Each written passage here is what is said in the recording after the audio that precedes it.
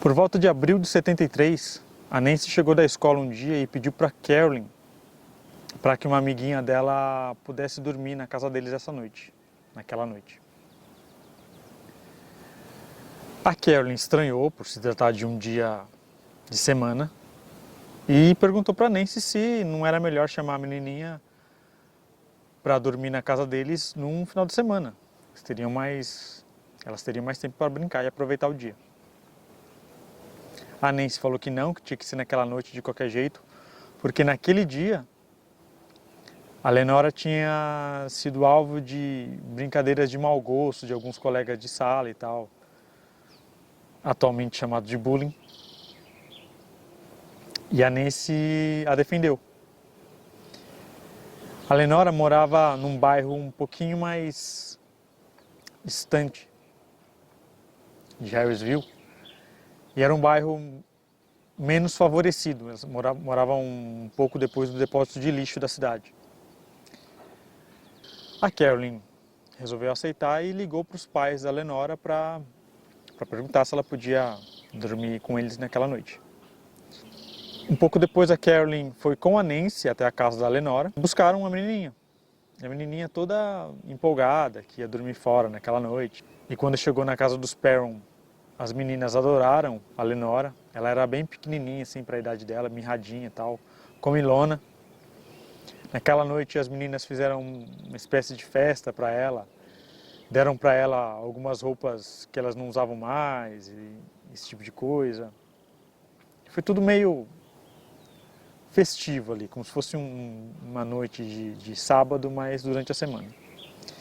E a família meio que adotou assim a Lenora como uma nova amiguinha, quase como um membro da família, e vez ou outra ela ia dormir lá. E 9 meses depois, 2 semanas antes do Natal de 73, houve um incêndio na casa da Lenora e ela, junto com os outros 4 irmãos, morreu por inalação de fumaça. Os pais dela conseguiram escapar, mas mal conseguiram escapar com vida, assim. Inclusive, eles assistiram o incêndio, viram, presenciaram os filhos morrerem dentro da casa.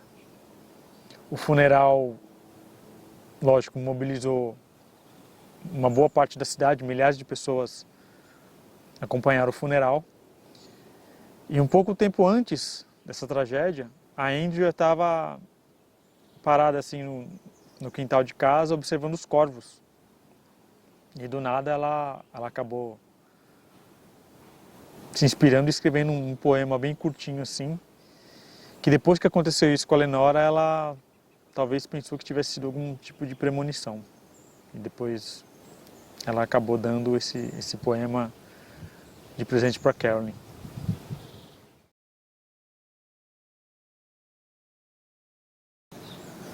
Uma tarde, a Carolyn estava trabalhando na horta que ficava nos fundos da casa. Nessa época, o Roger estava viajando e as meninas estavam na escola. Em determinado momento, a Carolyn começou a ouvir um choro de criança vindo de dentro da casa. O choro chamava pela mãe. E a princípio, a Carolyn achou que fosse o vento batendo nos beirais da casa que estava provocando aquele barulho. Mas ela começou a ouvir mais atentamente e ela percebeu que realmente tudo indicava um choro de criança chamando pela mãe dentro de casa. Ela levantou de uma vez e sentiu tontura. Apagou. Acordou não sei quanto tempo depois, deitada no jardim, e uma das estacas que ela usava no jardim estava cravada na lateral do quadril dela, na lateral do quadril direito dela. Estava muito fundo. E ela estranhou que aquela estaca, antes dela desmaiar, estava a uma certa distância, vamos dizer assim, segura dela, enterrada na terra. A Carolyn ficou assustada com o ferimento e correu para a vizinha, pedindo ajuda para a vizinha. A vizinha, que já sabia da fama da casa dos Perron, era a mesma vizinha, aliás, que tinha presenciado a Carolyn ser atacada por um cabide 2 anos antes. A vizinha demonstrou certa preocupação, mas não fez mais nada além disso. A Carolyn voltou para casa e tentou tirar a estaca dentro da banheira com água quente. Conseguiu tirar uma parte, mas uma parte da madeira ficou cravada no quadril dela. Só depois de 5 dias tratando o ferimento é que a Carolyn conseguiu tirar o que faltava da estaca. O Roger voltou, ficou até impressionado com o ferimento, com o tamanho do ferimento. E para variar, os dois discutiram. A Carolyn falando que acreditava ter sido um evento sobrenatural por conta da posição da estaca antes dela desmaiar, que a estaca estava cravada certinho na terra, e quando ela acordou a estaca tinha sido, parece que, retirada e cravada no quadril dela, e o Roger acreditando ter sido um simples acidente. A Andrea tinha uma amiga chamada Marge. A Marge era alguns anos mais velha do que a Andrea, mas isso não parecia fazer diferença para elas. Elas se davam muito bem. De vez em quando a Marge levava incenso, elas acendiam incenso, ficavam tocando música, tocando violão e tal. A Cynthia admirava muito a Marge, por conta de talvez de ser mais velha também. E uma vez a Cynthia ouviu a Marge contando para a Andrea sobre uma coisa que ela tinha lido num livro sobre ocultismo, uma coisa chamada Sessão Espírita. E a Cynthia prestou bastante atenção no que ela ouviu e guardou para si. A Cynthia tinha uma melhor amiga chamada Lori. A Lori sabia sobre o que acontecia na casa dos Perron, ou pelo menos sabia sobre o que se falava abertamente a respeito. Lógico que ela não sabia tudo. A Cynthia ia muito mais na casa da Lori do que a Lori na casa da Cynthia, porque a Lori tinha medo da casa da Cynthia. E mesmo nas raras ocasiões em que a Lori ia até lá, ela tentava permanecer o maior tempo possível do lado de fora, no quintal. E isso incomodava a Cynthia. A Cynthia, tendo ouvido a Marge falar para a Andrea sobre a sessão espírita, a Cynthia, então com 10 anos de idade, decidiu fazer uma sessão espírita na casa, improvisada, sem ninguém saber. Então ela pegou uma vela escondida, pegou uns fósforos e subiu até o Boarding Room, que é aquele quarto anexo ao quarto da Andrea, aquele cômodo anexo ao quarto da Andrea, que supostamente as mulheres iam até lá muitos anos antes para dar à luz. E já nessa época era meio conhecido na casa como um dos lugares mais assustadores na casa. E a Cynthia subiu lá, meio que escondida assim, ela e a Lori, e decidiram fazer uma sessão espírita só as duas. A Cynthia acendeu a vela, pegou um pano, cobriu a janela para deixar tudo escuro e deu as mãos com a Lori. A Lori estava tremendo de medo. A Cynthia estava com medo também, mas elas queriam tentar porque elas queriam se livrar dos espíritos e a Cynthia queria que a Lori brincasse com ela lá dentro. Enfim, essa era a principal preocupação delas. Daí a Cynthia acendeu a vela, deu a mão para a Lori para fazer a corrente e começou. Espíritos dessa casa, venham até mim se vocês estão me ouvindo. Eu ordeno que vocês parem de nos incomodar. Eu ordeno que vocês vão embora. vocês não pertencem mais aqui, esse tipo de coisa. A Cynthia ouviu alguma coisa no quarto e largou a mão da Lori. E as duas tremendo de medo. A Lori insistiu para que elas continuassem, porque lembrou a Cynthia dos motivos pelos quais elas estavam fazendo aquilo. A Cynthia recomeçou. E aí um vento começou a soprar do quarto, no boarding room. Esse vento foi forte o suficiente para apagar a vela. E alguma força invisível puxou as duas para trás. E pressionou as duas no chão, com o rosto colado no chão, e as duas não conseguiam se mover. E nisso os objetos que tinham no boarding room começaram a cair, a voar pelos ares e tal. E o vento cada vez mais forte. As duas começaram a gritar, em desespero, e a Cynthia começou a rezar. A Lori conseguiu se libertar, e a Cynthia gritou para a Lori correr e pedir ajuda. A Lori correu até a porta do boarding room, só que ela não conseguia abrir. Tinha alguma coisa segurando a porta. Daí a Cynthia conseguiu se libertar e foi tentar ajudar a Lori a abrir a porta. E a porta não abria. Daí a Cynthia correu até a vela, acendeu a vela de novo e começou a pedir a Deus por libertação, por ajuda. A Cynthia voltou para a porta e conseguiu abrir a porta. E assim que ela abriu a porta, a Nancy estava do outro lado. Daí a Cynthia voou em cima da Nancy, xingando, falando por que a Nancy estava segurando a porta, não deixava elas saírem. E a Nancy, assustada, falou: não, eu estava no meu quarto, escutei alguém chorar pedindo ajuda e vim até aqui, só que eu não consegui abrir a porta. E a Cynthia brigando com a Nancy. Enquanto a Cynthia brigava com a Nancy, a Lori saiu correndo da casa e foi para a casa dela. E daí depois que a Cynthia se acalmou um pouco, a Nancy conseguiu convencê-la de que a Nancy estava, na verdade, tentando ajudá-la.